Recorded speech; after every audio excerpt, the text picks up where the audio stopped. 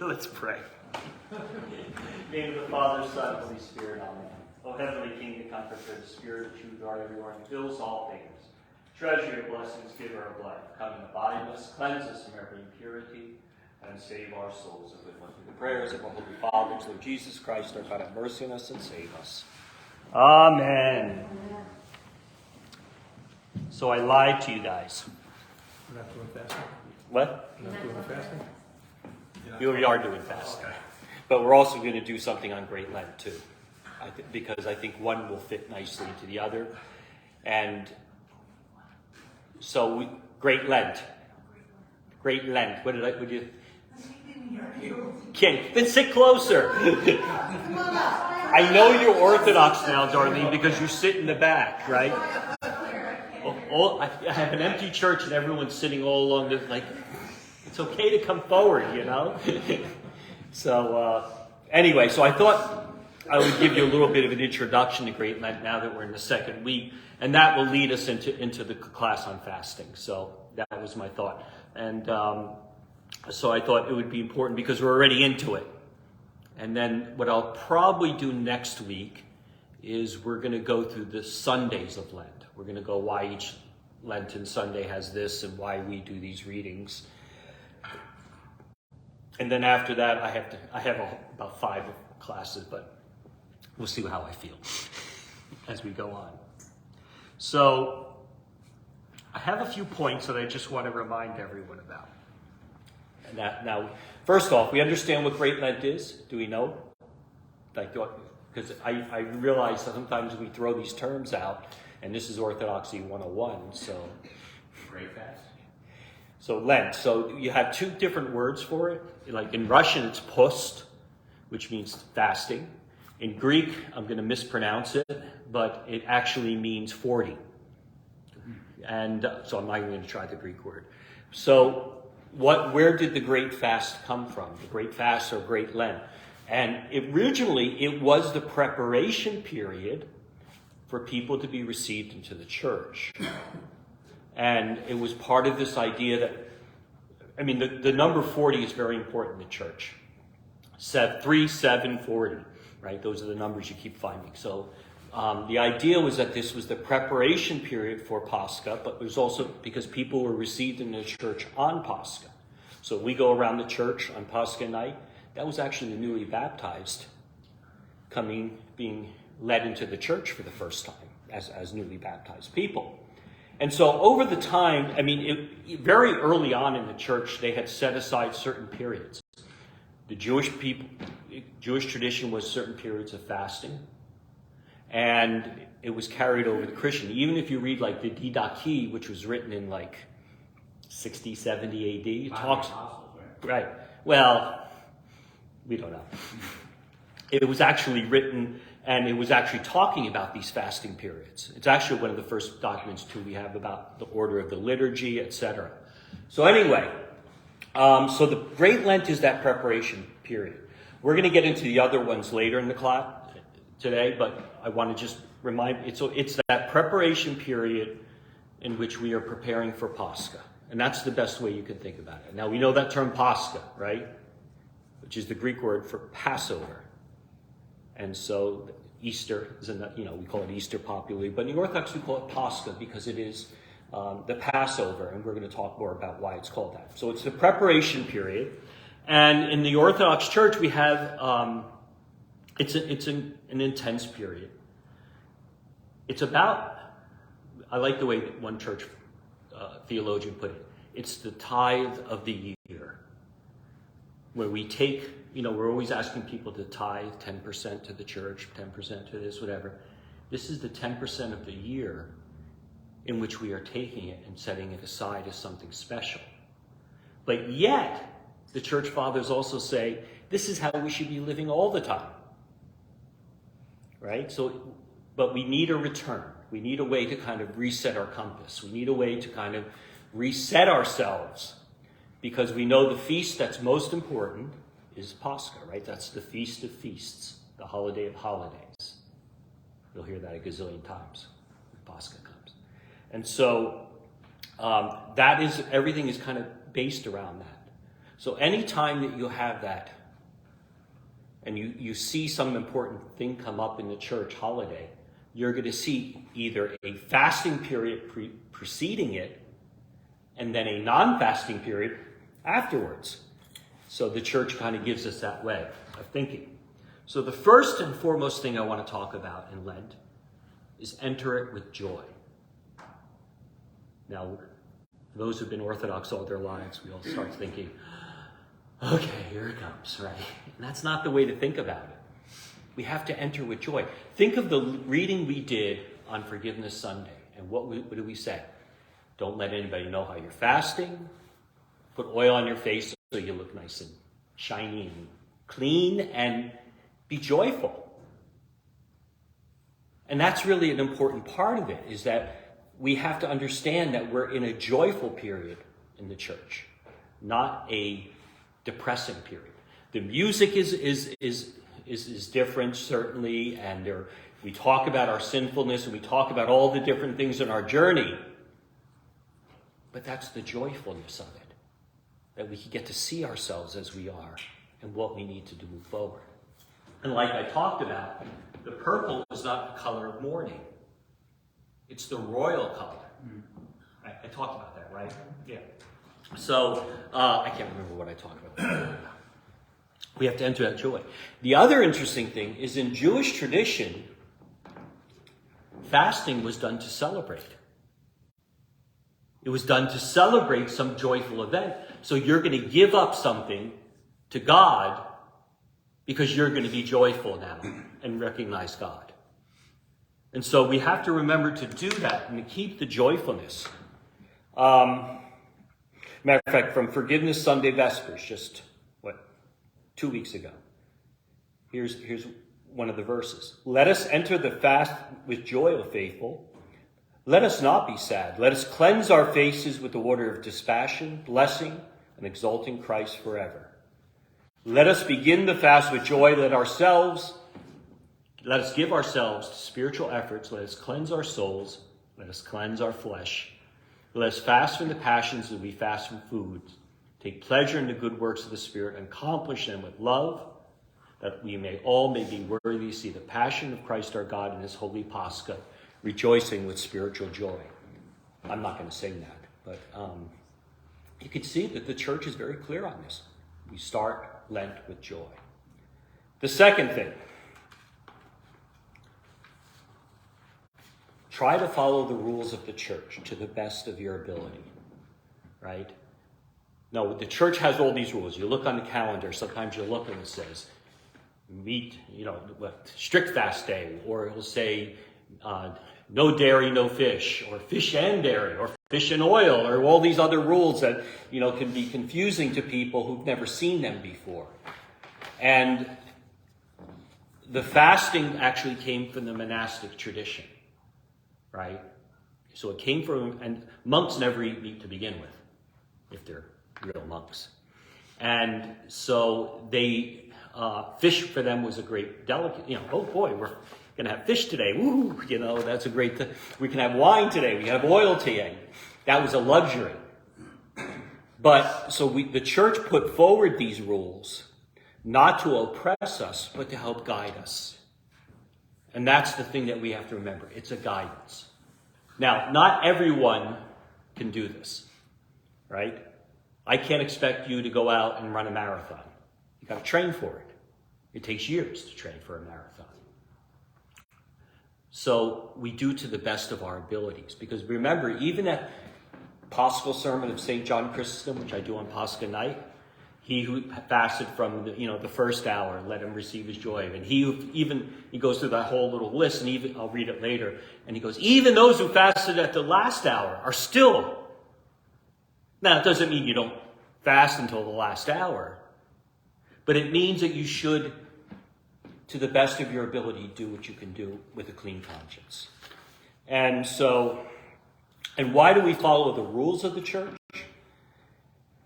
Because it's a road that's been well traveled, right? We all try to figure out our own way of doing things, and I'll guarantee you we will fail each and every time. But if we follow this route that the church has been doing for 2,000 years, I think we're on pretty good ground. And it's been tested. I remember talking to a Protestant minister, and he was talking about how he was gonna fast. He was gonna really try to do this fasting. I said, oh, that's interesting. What are you gonna do? Well, on this day I'm gonna do this, and then on that day I'm gonna do that. And it was all over the place. And I was like, oh my God, I can't even understand. Well, what do you do? Well, here are the rules of the church. And this is what we have. So this is what I follow. Because I don't have to make it up. It's been set before us. So it's important to have that guide. And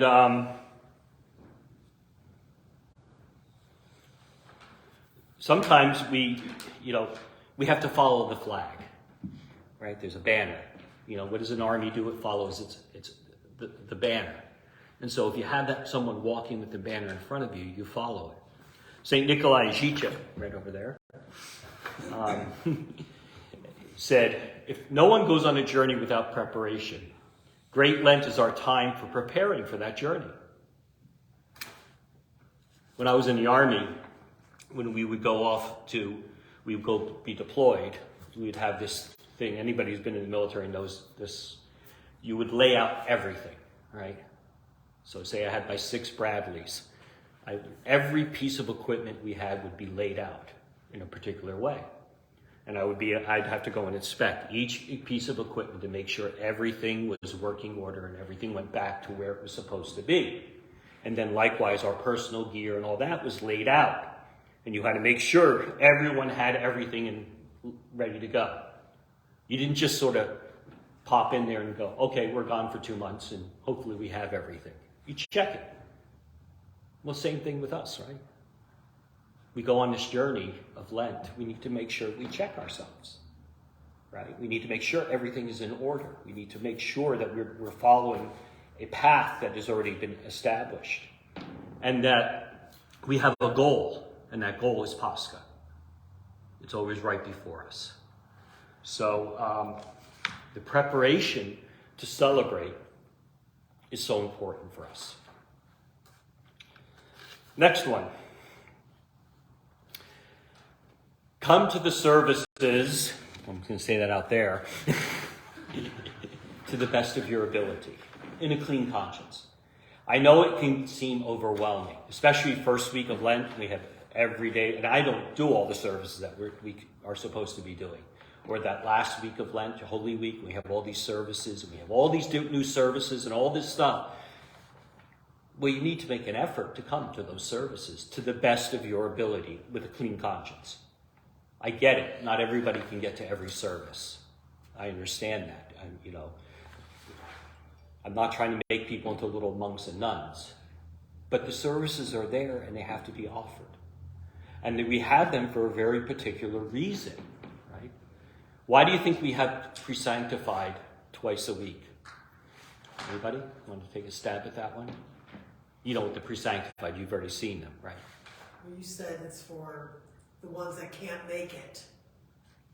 Right, but I mean the times I change, so people who don't drive at night can come, but it's prescribed for 2 times a week.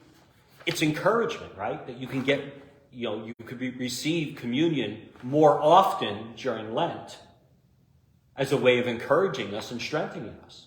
Because technically during Lent, because it's a time of kind of preparation, we don't do liturgies during the week, except on Annunciation. But that's a complicated service. I won't get into that. It's the most complicated service in the church because it can fall during Lent, before Lent, Holy Week.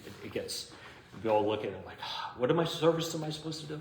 But the pre-sanctified is supposed to be for the encouragement. Listen to the prayer I say, the prayer before the amble at the end of the liturgy, of the pre-sanctified liturgy. I'm standing right there. Listen to the prayer of what I'm saying. And it gives exactly the reason why we're doing this, for the encouragement during the fast. All right. So that's, so again, we're trying to get encouraged during these things. Now, over time, the way the services are now laid out took time. The church developed them over time, and it became sort of a standardized fairly early on. But nonetheless, they're there to help us. They're here to educate us. Like I talked about, listen to the readings. Why are we reading this? Why are we reading this pre-sanctified? What's the lesson that the church is trying to teach us through all of this? Father Schmemann, in his book Great Lent, which is another fabulous book, nice and short, and you have a gazillion copies downstairs. Come to the services. No one can attend the entire cycle of Lenten worship, but everyone can attend some of it. And that's the key. Don't get overwhelmed. Don't get, oh my God, it's Father having church again. Get to what you can come to. And get out of it what you can. There's something very wonderful. I didn't get this when I was young. And I didn't get it until I started going to seminary, until I was really in seminary. When I had it, and you think you have a lot of services, seminary, forget about it, I think one day I counted 1,000 prostrations, during like the week, the first week of Lent. But I didn't get it. But as you started to get immersed in the cycle, as you started to get immersed in all that, and you had no choice because you're at seminary, that's what you're supposed to be doing, you start to recognize why it is that we're doing it. And when you get to Pascha, if you've gone through that whole Lenten thing, and you get to that point of Pascha, the joy just sort of bursts forth.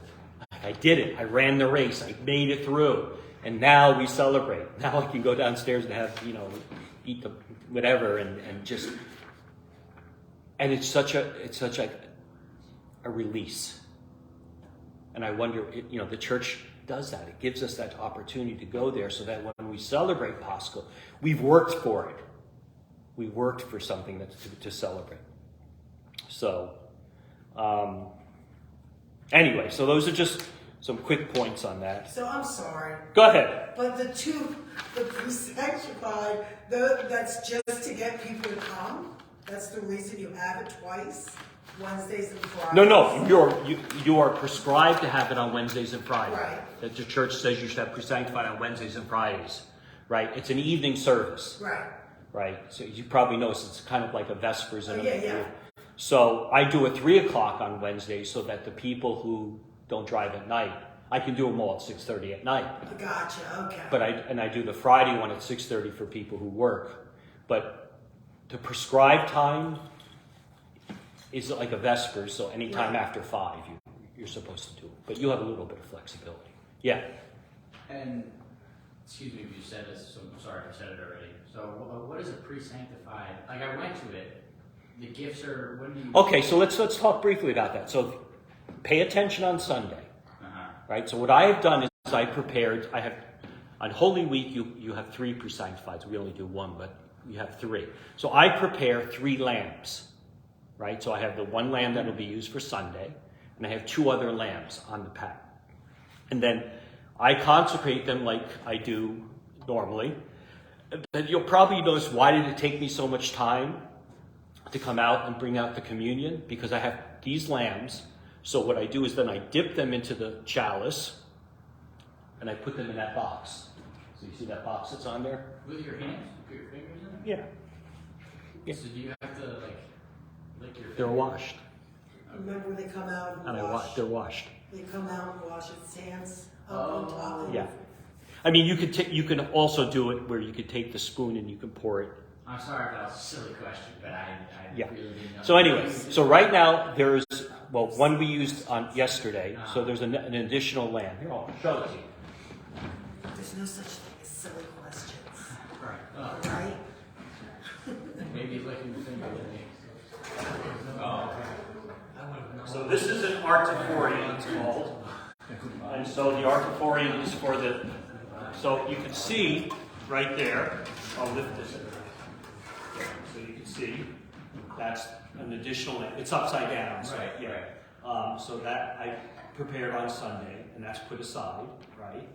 And then it's placed in the box, and it's on the altar until tomorrow, and I'll use this last one. Right? So that's what it means, pre-sanctified. It's already been sanctified. Right, yeah, and that's what I figured. So I'm not consecrating that gift on the Wednesdays and Friday services. We're preparing and then receiving those gifts. Okay? Yeah. And it's like Good that question. extra nutrition to get you through. That's right. Because I think you were getting caught up on the She told me all this.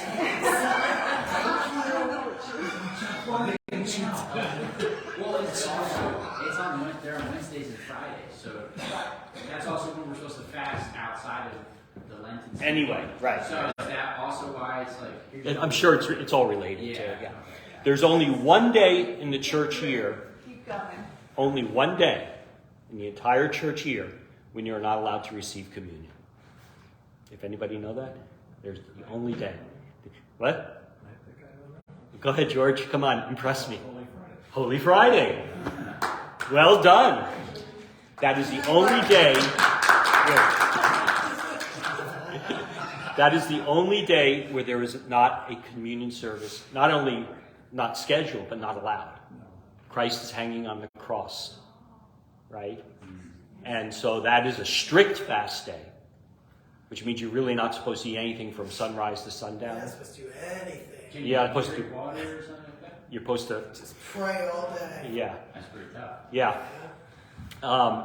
So it's such a strict fast day, you don't even receive communion on that day. However, on Holy Thursday, the night before, Yeah. we have the celebration of the first Eucharist, right? And that's where I prepare the gifts for the year, you know, that I take for communion. And then on Holy Saturday, we have the liturgy with the 15 Old Testament readings and stuff.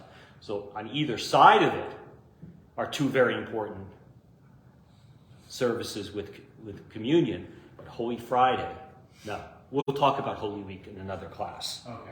Yeah, we'll go to the very specific, because for many of you who haven't experienced it, you don't know what I'm talking about. Do you eat after Holy Friday? Is there like a potluck kind of, or how does? They used to, yeah, I think they used to have something. Friday. Not on Friday, yeah.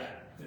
Don't get hung up with that. Well, I was just Yeah. curious because I'm just wondering. I mean, Because I'll see certain days. I eat, but I eat very Minimum. minimal that so you day. don't, like, Because if I don't, I'll have a headache and I'll get goofy, and you don't want me to be too goofy. No, we don't want that. Just goofy enough. So, how do we get onto that? Why? My students do this to me all the The time. one day you can't take communion. It had something to do with the pre-sanctified. Oh, okay. So, yeah, so that's encouraged. Now, we also remember the first week of Lent, what did we have? We had the canon of St. Andrew, right? And that was this, that's actually supposed to be Monday, Tuesday, Wednesday, Thursday. Supposed to be 4 days of the canon. And then you do it one more time in the 5th week of Lent. But that's also a way to prepare ourselves. Spiritually, mentally. It's a beautiful service. It's a compline, which is an evening service, but the canon itself is way longer. We do most parishes do a much reduced. If you did the whole thing, it's about a 3-hour service. Yeah. So, you can imagine at seminary, you got the presanctia, you got this, you got that, and you're like, oh my God. And you're not allowed to, you don't talk that week. You're supposed to be silent. With other seminarians? Yeah, in the seminary. And then you usually have some speaker who gives you a retreat.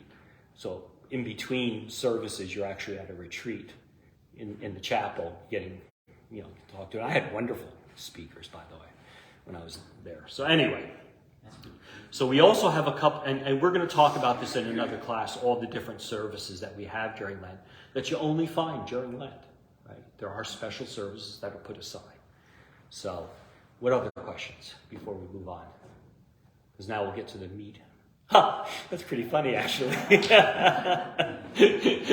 of the discussion. So, fasting. That's the immediate thing that everyone thinks about. Lent. Oh, I got to fast.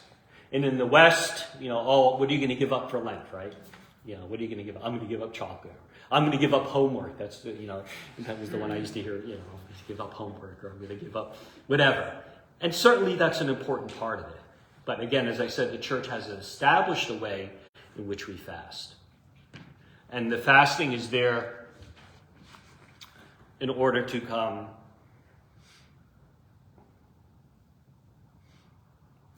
allow us to grow. Now, I'm just looking at my notes. I should have looked at these before, but I've been running around. Okay, now I have a question about giving something up. So say if you're explaining it to a child, and you're like, so we have to give something up, and then they say homework, right? It's something they don't like to do. How would you best explain? Is that what you're giving up for God is something that you don't want to do, or should it be something that you want and you desire? So say like my daughter, my wife and her sister, when they were young, they gave up TV one Lent. And that was like really tough thing. But you know what? They always talk about it. We did jigsaw puzzles and we did this. And in fact, that my wife just, that's what she's doing. She's doing a jigsaw puzzle this Lent. That's her thing. Yeah, you know, I mean, there's always things to do.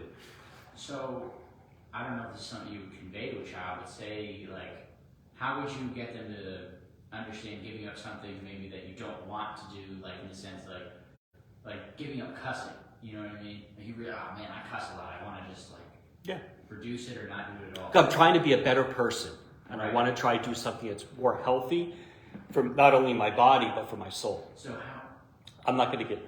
I can't tell you how to do it. It's like, I don't know, like, I'm just... My kids would just roll their eyes at me, so, you know. Fair enough. So, but I don't want to get into the particulars quite yet.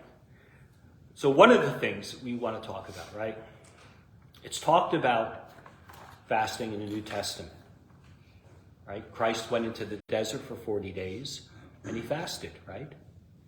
Moses in the desert. You know, there's all different examples in which... he commands us to do this, right? And when you fast, right? We heard that reading. How many times before Lent, those Sunday readings, we hear, when you fast. It's not like if you fast, it's when you fast. So it's assumed that we're fasting. I love, this is a great quote from St. Seraphim of Seraph, whose icon is there and his relics are right over there. So a mother, he advised a mother on picking a husband for her daughter. And this is what he said. Before else, ensure that he whom your daughter chooses as her companion for life keeps the fasts. If he does not, then he is not a Christian, whatever he may consider himself to be. That's pretty serious. Why do you think St. Seraphim would say something like that? Because that's kind of like a mark, right, about what we are and how serious your faith is. Do you fast?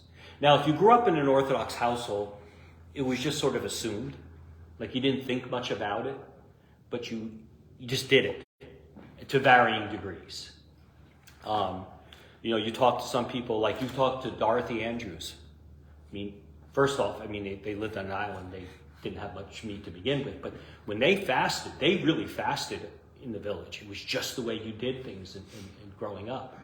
You know, I don't know how you guys, I mean, we were growing up, but some people in Moscow, like last century, like 19th century, during the Lenten period, you couldn't go to a restaurant and order meat because everyone just did it, right? It was just a way of doing it.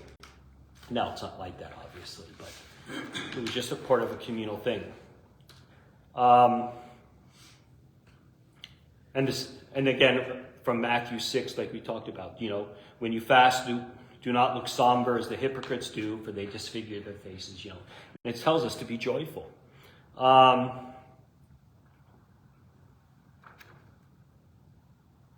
The other thing is, don't judge others on how they fast. That's up to them. That's between them and God. You should be doing it in secret anyway. Right? And so many times, you know, I'll have people say, well, I saw so-and-so. Not for me to judge. I'm not the food Nazi. You know, I'm not looking around seeing who's eating and not eating, right? You just sort of, you do it. I love this.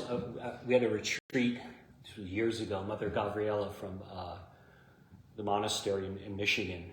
And she was, and if you know Orthodox abbesses, you don't mess with them. You know, they'll tell the priest, you go sit down and be quiet and I'll tell you when I need you, sort of thing. I remember I was serving a women's monastery one year, and you know, for Holy Week, and basically I was in my room, and then the abbess come, okay, Father, we need you now to do the service, otherwise go back to your room. You know, so okay, yes, you know. So I remember we had a group of priests, a group of bishops, and she just said, when you're in Lent, don't talk about food. Because you become so obsessed with food. and it becomes the only way of thinking, right? And the more you talk about food, the more you start thinking about food. And the whole point of Lent is not to think about food, to just do it. But as St. John Chrysostom says, right, fast with your eyes and your ears, and your mouth, all your senses. And I love this quote he says, "We fast from meat, but we devour our brothers." Right? And so fasting has to be an all-encompassing sort of thing. And the meat, the food, that's the easy one. I lived in Vegas for, 12 years or 8 years, whatever, 8 years, right?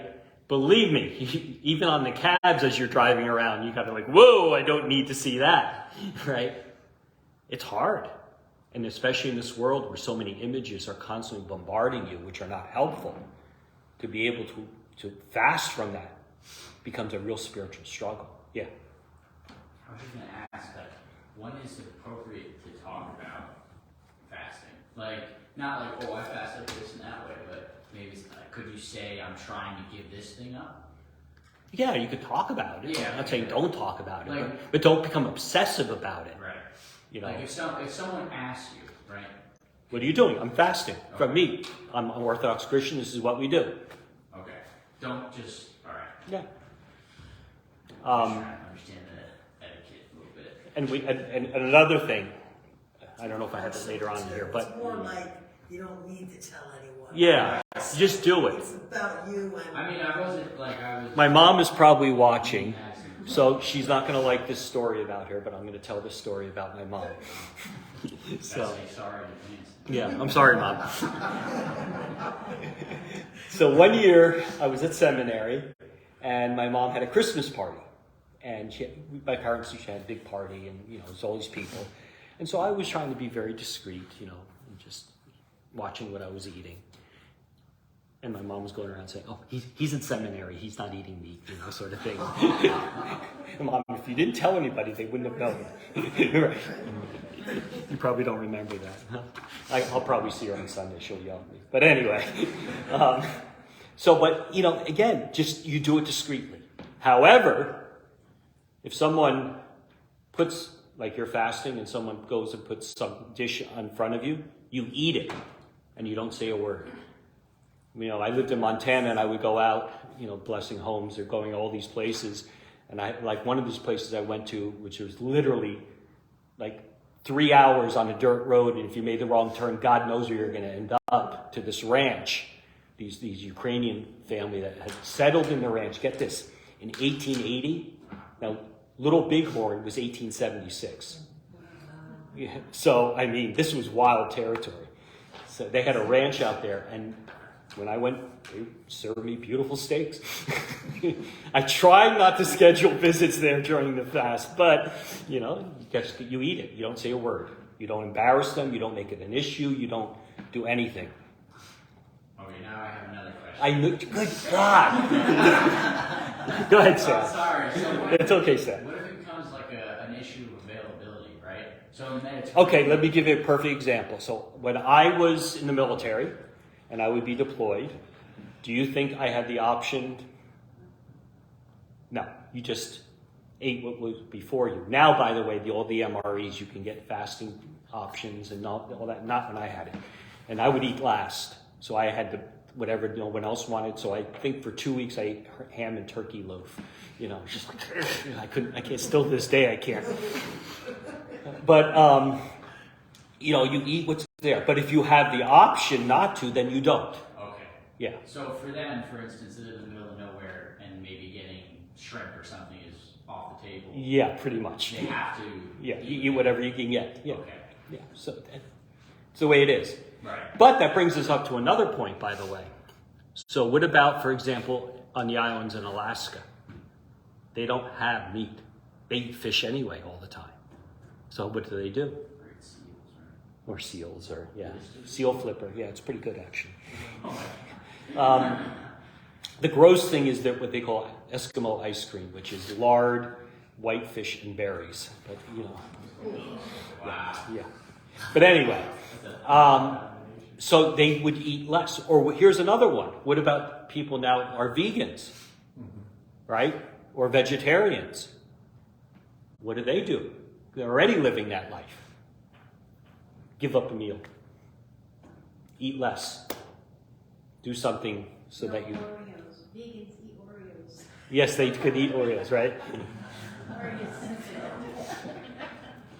You know, John Christ, like I talked about on Sunday down at the coffee hour, right? What did John Christian say? For the money that you save, you're supposed to donate to the poor.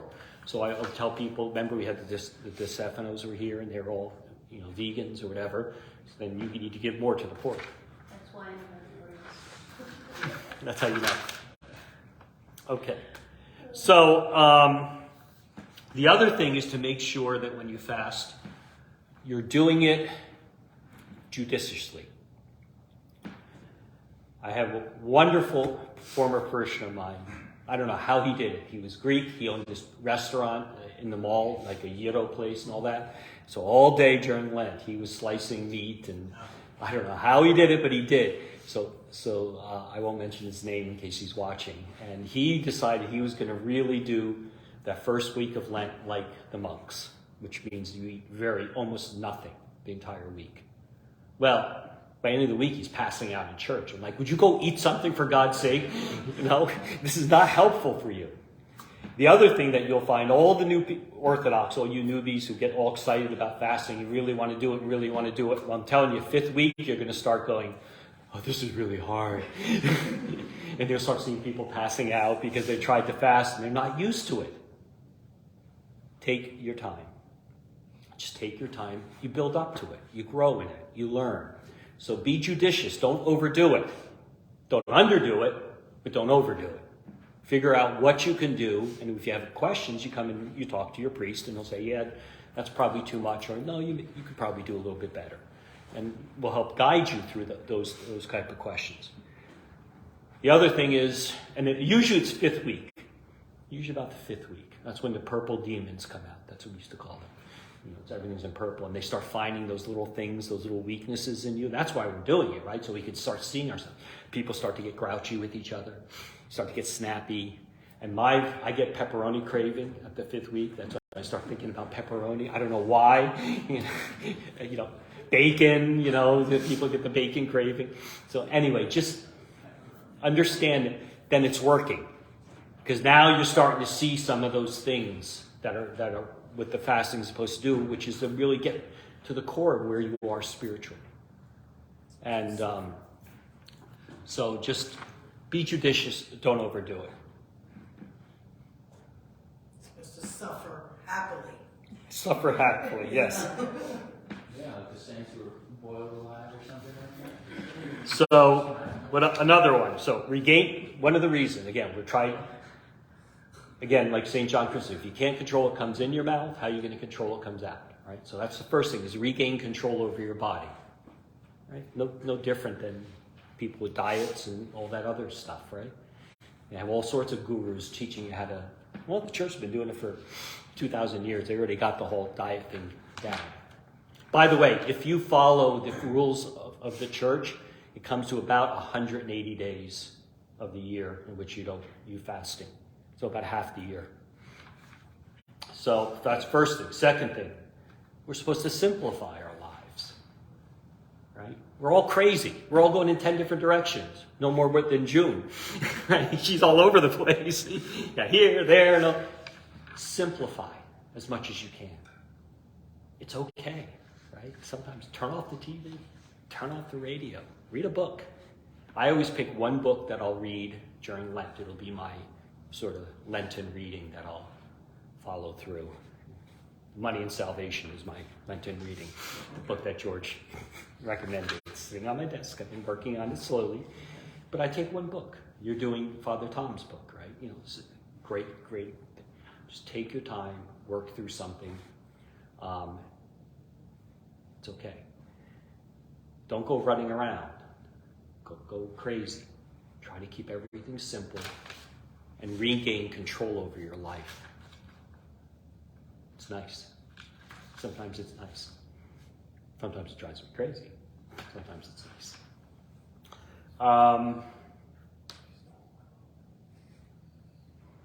We want to lighten our load so we can pray. This is an important point. A lot of the church fathers talk about this. You can't pray on a full stomach. Now think about it. You eat a big meal, what do you want to do? Fall asleep, sit in a chair, right? In my family, we called it anaconda mode.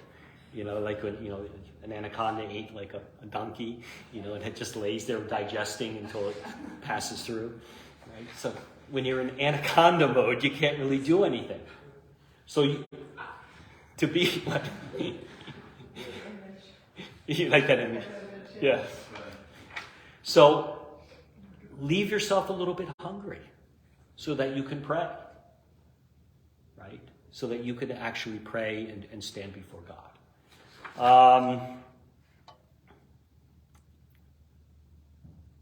It's a discipline. Again, it's a discipline. Everything in the church, one way or another, is probably a discipline. How do we regain control over our lives? It's abstinence, it's purity. It's actually, one of the church fathers says, this is how Adam and Eve lived before the fall. If you notice in Genesis, they didn't eat anything, first off, until the apple, but they didn't eat meat until after the fall. And so that's why monks and nuns are supposed to live like we're supposed to have lived before the fall. It's a little bit fanciful in its explanation, but I get the point, right? How are we meant to live?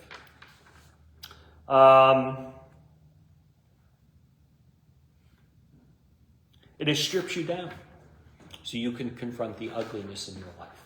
Where do you need? If I fast for a while and I have a tendency for a temper, it's going to come out. Now I know I have a temper. So now I know where to confront it because it's being shown to me. If I have a tendency to wander in my mind or whatever it may be, fasting brings that out. And so we can start to confront those things and work on it. And by the way, when we start singing Christ is risen on Pascha night, doesn't mean we go back to how we were living right before that. It should have profoundly affected us in a positive way. So then the next year we try more. And the next year we try more. So often we start singing Christ is risen, and within a week we're all being back to the way we were living before. So it should somehow give us a sense of what it is that we are. I was going to read a long quote, but I won't.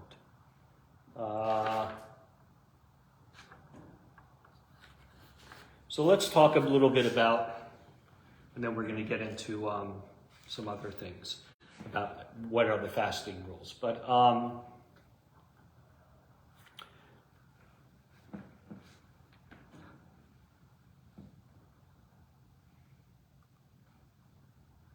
so a couple of things. So okay, there are fasting rules in the church that assumes again that you're a monk, and monks would eat what's called xerophagi, which means dry cooking. Basically boiled vegetables, right? Lentils, all that sort of things, right? So you'll have this basic standard of what it is that they should be eating. And then there's always a little bit of lightening, a little bit of lightening. So why you'll see fish, right? Fish was considered a luxury. Why? Because you had to work for fish, right? You had to actually go and fish. Now, some people said, it says fish with the backbone, which means some sort of Jewish thing. It has nothing to do with it. However,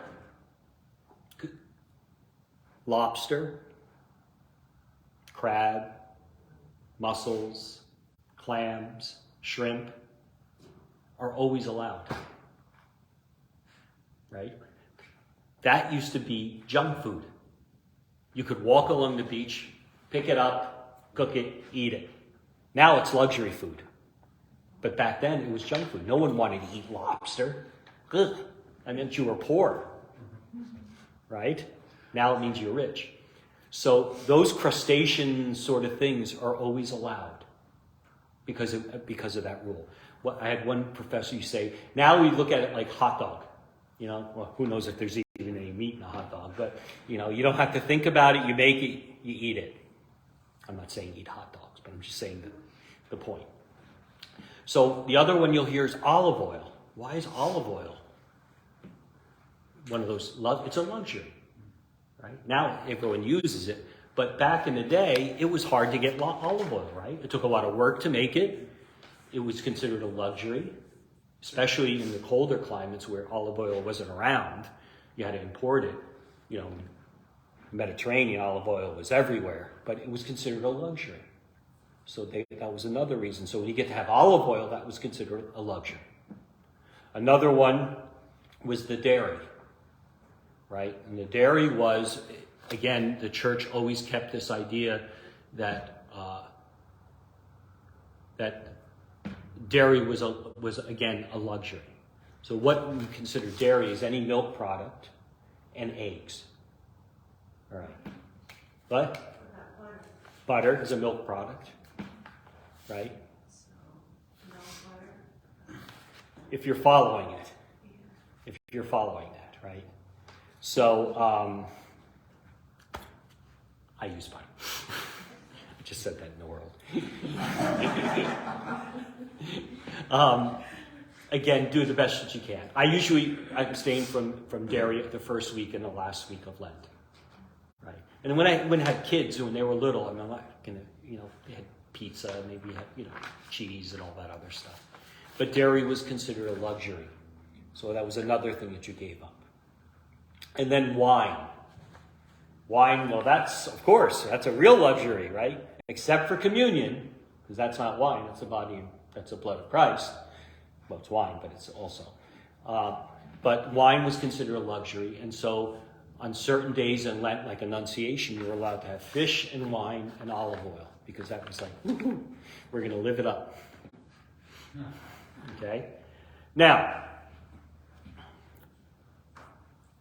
don't become a labels looker. And this happens a lot of people. They get very concerned about, and they're really trying to keep the fast, which is wonderful. But they start looking at all the labels. And then there's the debate, is whey dairy or not dairy? Because whey isn't like everything. Or, all these sort. Don't get too obsessed with it. Obviously, be of good conscience. But if you start becoming a label looker, then you're missing the whole point, right? Can I guarantee when something says vegetarian, it is really vegetarian? I don't know. The other one I struggled with is now, because you can get so much vegetarian meals, so you have the vegetarian bacon and the vegetarian sausage and the vegetarian chicken nuggets and all these other things, right?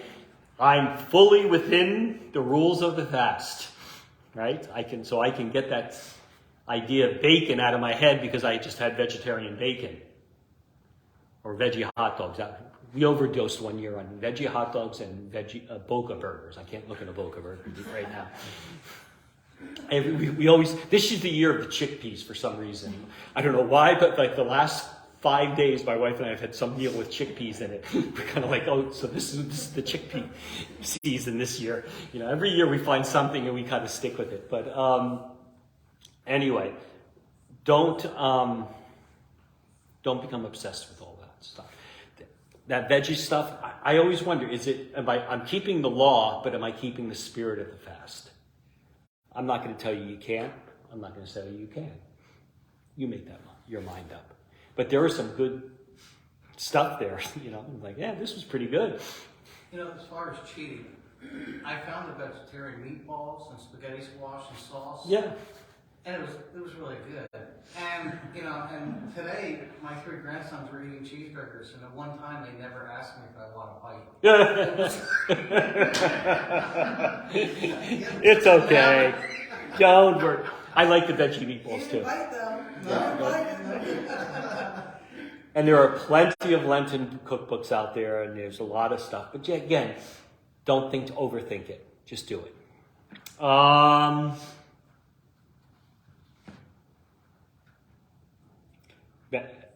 Again, fasting is a means to an end, not an end in itself.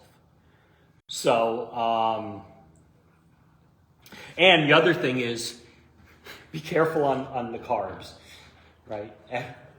Potatoes, pasta, meatless spaghetti sauce is like one of our easiest things to make, especially when we come back from church, evening service, we haven't eaten, that. And then all of a sudden people say, I gained weight during Lent. Because you were eating all the carbs, especially Russians, everything has potatoes in it, right? Potatoes and cabbage, right? Cabbage is good. So just be careful with the carb things. Every now and then we try not to get too many fish sandwiches from like McDonald's or Wendy's. My wife's now into a Wendy's fish sandwich. And, because then after a while, I can't look at it for like months afterwards. I can't even think of a fish sandwich, but sometimes it's easy to do it. But that's not always the best thing to eat, right? So you have to be judicious about it. So don't go overboard and understand what it is that we're trying to accomplish here. And if you screw up, start over, right? Start over. We all fall. And get up again, start over. The church fathers are very clear on that. And a lot of times the monks were the ones who were screwing up. You can start all over again from the beginning and just keep moving forward. Again, the whole point is what is it that we're trying to accomplish here? So questions? Sam, you had a question? It's gone. Good. Thank you. So let's talk about the fasting seasons of the church. All right. So the first thing I would say for people who are new to Orthodox, you just need to get right into a habit. Wednesdays and Fridays, no meat. Just get into the habit. You shouldn't even think about it. All right. So learn to get into that rhythm. And again, right in the Didache, Wednesdays and Fridays, abstain from meat. So start with that. So every Wednesday and Friday in the church, it becomes sort of the standard. The Roman Catholics used to do that, right? Fridays, but then... They might have been Wednesday and Friday way. Yeah. I like the newest... Yeah. The newest one, St. Patrick's Day is on Friday this year. So they gave permission to not fast on St. Patrick's Day. Yeah. This came out in one of the things. Like, wait a second. St. Patrick's an Orthodox saint. We fast. Okay. So, anyway. So normally Wednesdays and Fridays. The other thing. Oh, and this is the question I always get asked. When do you start the fast? Because technically, right, when we do Vespers and we do Vouchsafe, O Lord, you're technically in the next day. Because in the Orthodox Church, you remember, we go from sundown to sundown. So people say, well, we just got out of Vespers, therefore we're in the next day, therefore I don't have to fast. That's good if you started the fast the night before, right? Which they never do. Right? So just when you get up, it's a Wednesday or it's a Friday. Just do that. That's a sneaky way. What do you do? What? That's a sneaky way to get out of bed. Oh, they've all tried it. Nothing surprising. The other fast that you have to learn to get used to is if you're going to receive communion, then you should fast from midnight to the time that you receive communion. All right. Now, if you have to take medication, take your medication. If you have to take medication with a little bit of food, you take your medication with a little bit of food. You can brush your teeth. This became a big thing. People didn't want to brush your teeth in case they accidentally swallowed water. And then I get people with stinky breath coming up to the chalice. Brush your teeth. It's okay. All right. And again, it's something you just have to get used to. I know some people, I can't go without my cup of coffee. You're going to have to learn to build it. What? You could go without the cup. Yeah. So just work on it. Now, what do we do when we have an evening pre-sanctified? Does that mean you can't eat the entire day? Oh, I didn't think about that. See, that's why I'm the priest. That's all right. So my recommendation is eat something in the morning If you need to have something lighter before noon, but at point noon, you should use that, all right? So, just be judicious. I mean, that can be a long day if you're not used to it. So try to, and one of the reason we do that is because our stomach should be empty, and the first thing we receive is the communion, right? So, yeah. So even though I can't take communion right now, so I'm pre-sanctified, should I do that? If you want to start training yourself, Might as well. yeah. Sure. What about 3 o'clock? I eat a breakfast and then, yeah. So try to get yourself disciplined. I mean, I usually have something right before noon, like just something very tiny, because if I don't, just I'll have like a glass of iced tea or something and a little something just to keep me going. Yeah.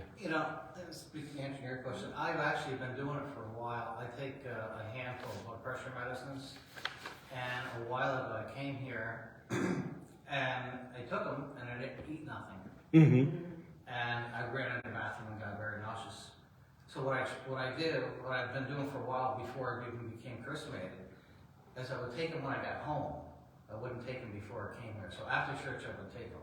And that's If you need to take your medication, I cannot say this strong enough, take your medication as you're I do, supposed but to. I take them after church. Yeah.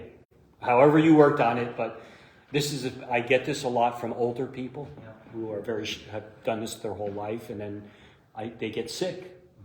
They get sick during church or something, and so you didn't take your medication. Well, because I want to take it. It's not just taking your medicine. When you take so many, you have to have something Yeah. in your stomach. Then you do what you're supposed to do. Like Yeah. a little piece of You don't- bread or something. I forgot, because out of habit, I forgot like last week, and I took it before church, and I had to get up and run, and she said, "Where did you go?" I said, I took my medicine before church. She goes, "Oh, that's great." And it's so hard in that bathroom to be very quiet. Yeah. I can't hear it, so that's okay. So anyway, so those are the normal sort of fasting things. So we also have we have 4 extended fasting periods. We talked about one, Great Lent, 40 days. So is it actually 40 days or is it not? If you count, because we don't count Holy Week as a Great Lent, so then it's 40. So anyway, it's actually longer than that. Anybody know the other 3? Christmas. Who said that? Yes, Nativity fast, which goes from November 15th to Christmas Day, right? So it's about 40 days as well. Yeah. And then there's the Apostles' Fast. Right? The Apostles' fast, which is the one I can never understand why we have it, because it makes no sense to me. But the church figured, you're having too much fun, so the Apostles' fast could actually be 1 day, or it could be 40 days. It all depends on what the date of Easter is, because the Apostles' fast is dated from a certain Sunday after Pentecost to the feast of St. Peter and Paul, which is June. Yeah, if your old calendar, it can be. If your new calendar, it could be a negative fast day. You can actually end the fast before you start the fast, but I don't want to confuse you with all that. So this year, it's usually about a week to 2 weeks. I think this year it's 10 days. I can't remember. It's not that. But last year, I think it was 1 day. So again, it all depends. It's one of those movable things with a set date, so it could be this way or that way. All right.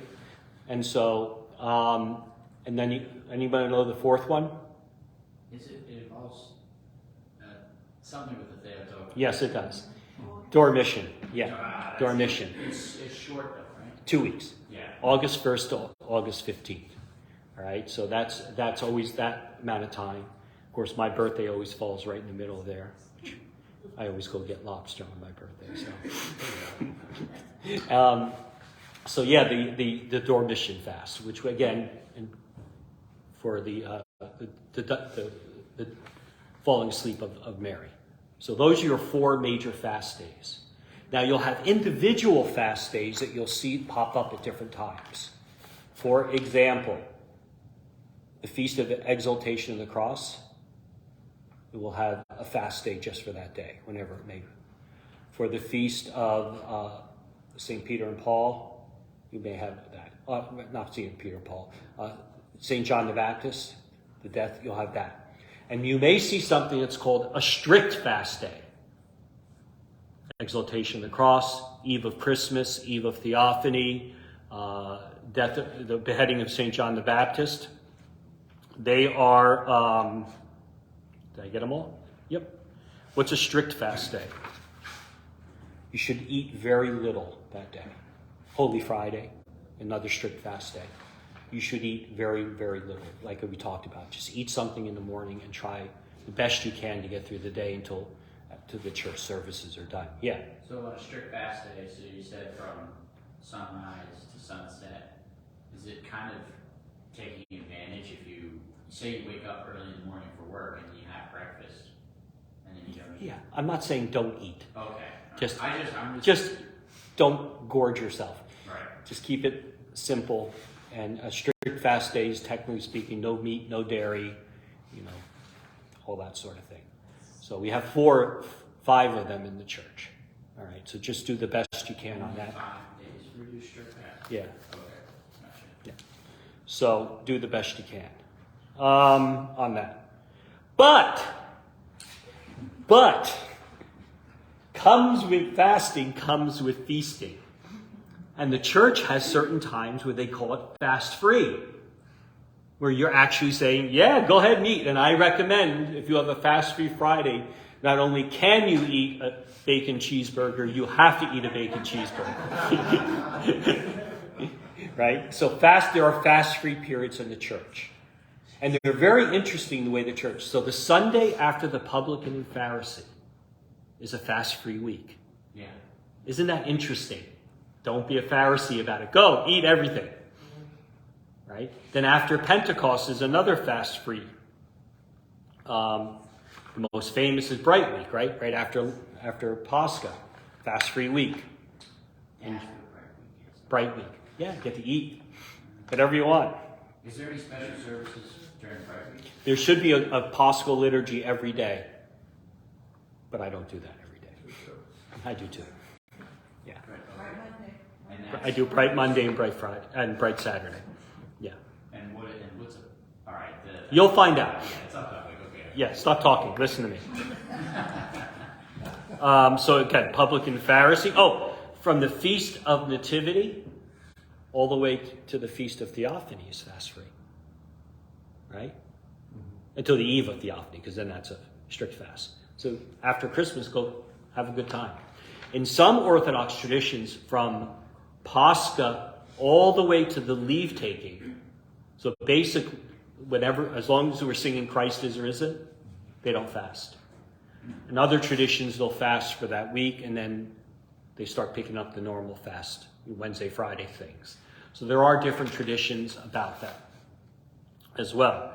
Trinity Week, the week after Pentecost. When you think about it too, on Pentecost is what we do the first time we get on our knees since Pascha, because after Pascha you're not supposed to go on your knees for that whole period because we're lifted up. And on the kneeling prayers that we do on Pentecost, which is killing me as I'm getting older, you'll find out. After we've done those penitential prayers, the church says, go ahead and eat anything you want. I love the way the church kind of gives you that contrast, right? It's like, yeah. But you know what?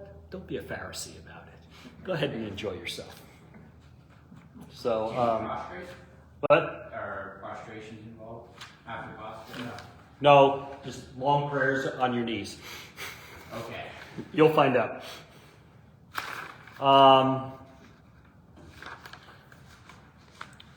So that pretty much covers all the feast days, the fasting period, the non-fasting periods.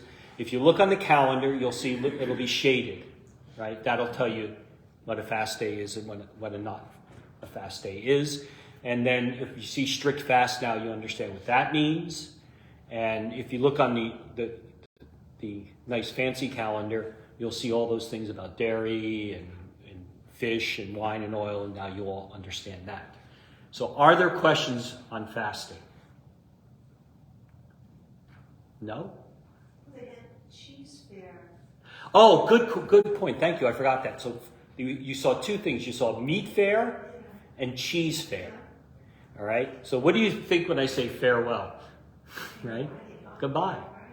So the church eases us in, just like the pre-Lenten Sundays, which we talked a little bit about, right? That lead us into Lent. And then we have the publican and Pharisee. We have the fast-free week. And then we have kind of a normal week. And then we ease ourselves into it. So cheese fare means farewell, or meat fairs comes first. Farewell to meat. So that should be the last day you should be eating meat. So you're already fasting before Lent starts, but they're easing you into it. And then cheese fare, which is also Forgive This Sunday, is the last day you should be eating dairy. So that's what it is. And so there are traditions about that. Meat fare, many parishes will have a big roast of lamb or pig or something like that. And then cheese fare, in Russian they call it matzelnitsa, which is very traditional, where they make the pancakes, like the blini, and then they have fish and caviar and all these other. Basically, it's a way for you to clean out your refrigerator. I mean, that's how my wife and I lived. Right before meat fare, we were like finding stuff in the freezer we completely forgot we had. I found like 4 links of kibasi I forgot that was given to me. I was having kibasi like every day. I was like, all right, I can do without kibasi until Pascha now. You know, I found a thing of venison that someone had given me. I thought, oh my God, I forgot I even had that in there. So it's a way to kind of clean out those things. I think in the Catholic Church, what they call it, Shrove Tuesday. Yeah, it was one of those things. Shrove Tuesday was get pancakes and butter and eggs, and you're trying to get rid of all that stuff. So you may call it here, it's sometimes called Clean Week. Clean Week is basically just what you think. You're cleaning out all that stuff, right? And that's where Mardi Gras comes from too. You're supposed to get all that food out and celebrate. So that's what those are: cheese fare, meat fare, those type of things. On the calendar also they mentioned bridegroom. The bridegroom, that's a special service that we will do in Holy Week. And so I will talk about that in another class when we go through those. So it's a very special, beautiful matin service. And it comes from the gospel story about the bridegroom. The virgins coming and didn't have the oil. They weren't prepared for the coming of the master, so they were rejected. And so it's a way to remind us that we're about to go through the resurrection. So the first 3 days of Holy Week, Monday, Tuesday, Wednesday. Actually, I don't want to confuse you, but we do it. We anticipate them in the church. So it's Sunday night, Monday night, and Tuesday night are the 3 bridegroom services, which are some of the most beautiful services in the church, as you will find. Holy Week will blow you away. Yeah. So that's what the bridegroom are. Any other questions? So I'm going to finish this class with reading you the Paschal Sermon. That's the one I will read from St. John Chrysostom on the night of Pascha. All right, it's been done since his time, and every Orthodox church in the world will be reciting that same sermon at that same point in the service. And listen to what St. John Chrysostom, remember, that's all you need. If any man be devout and love God, let him enjoy this fair and radiant triumphal feast. If any man be a wise servant, let him rejoice, enter into the joy of his Lord. If any have labored long in fasting, let him now receive his recompense. If any has wrought from the first hour, let him today receive his just reward. And if any has come at the 3rd hour, we're talking about fasting, let him with thankfulness keep the feast. And if any arrived at the 6th hour, let him have no misgivings, because he shall in no way be deprived. And if any delayed until the 9th hour, let him draw near, fearing nothing. And if any have tarried even until the 11th hour, let him also not be alarmed for his tardiness. For the Lord, who is jealous of his honor, will accept the last even as the first. And he gives rest unto him who comes at the 11th hour, even as unto him who wrought from the first hour. And he shows mercy upon the last and cares for the first. And to one he gives, and upon the other he bestows gifts. And he both accepts the deeds, welcomes the intention, and honors the act, and praises the offering. It goes on from there. But I think that's so beautiful for us to think when we come to fasting. God is to one he gives, and the other he bestows. And so when we come to this idea of fasting, don't be like the Pharisees. But understand that what you're trying to do is grow in your life, in your spiritual life, and come closer to God in all that you do. Fasting is not an end. It's a means. And we have to always see it that way. And so the church gives us that opportunity to grow and to do all the things that we just talked about through this class. So when we come to the Lord's Pascha, we understand it and celebrate with a greater joy. There we go. Did I have any questions? No questions. Excellent. So that's it. Next week, we will talk about the services of Great Lent. So we'll answer all those questions like you had, Darlene. Why we did the canon. We'll go through all that, looking all the way up until Holy Week. And then if we have time, we'll go into Holy Week as well, which we will be spending lots of time in church, as we should be. So, all right, let's pray. In the name of the Father, Son, Holy Spirit, amen. It is truly meet to bless you, O Theotokos, ever blessed and most pure, and the Mother of our God, more honorable than the cherubim, more glorious beyond compare than the seraphim. Without corruption, you gave birth to God the Word. True Theotokos, we magnify you. Through the prayers of our Holy Fathers of Jesus Christ, our God, have mercy on us and save us. Amen.